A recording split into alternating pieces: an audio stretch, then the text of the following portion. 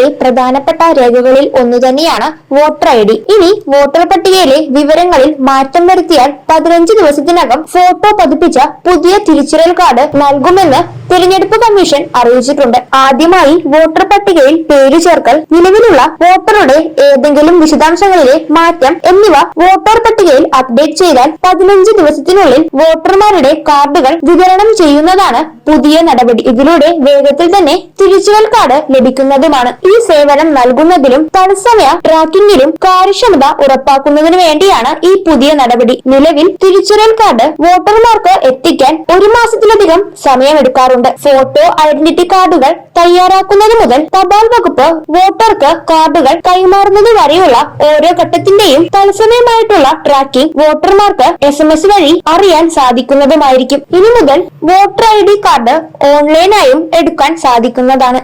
National voters services portal എന്ന website വഴി ഓൺലൈനായി തന്നെ വോട്ടർ IDക്ക് അപേക്ഷിക്കാൻ സാധിക്കും. കൂടാതെ വോട്ടർ ID സ്റ്റാറ്റസും ഇതിലൂടെ തന്നെ പരിശോധിക്കാൻ സാധിക്കുന്നതുമാണ്. ഇനി വോട്ടർ IDക്ക് അപേക്ഷിച്ച് 15 ദിവസത്തിനുള്ളിൽ ഗുണഭോക്താക്കൾക്ക് ലഭിക്കുന്നതായിരിക്കും. ഇതുമായി ബന്ധപ്പെട്ട കൂടുതൽ വിശദാംശങ്ങൾ ശരിയായ രീതിയിൽ തന്നെ മനസ്സിലാക്കിയതിനു ശേഷം കാര്യങ്ങൾ ചെയ്യുക.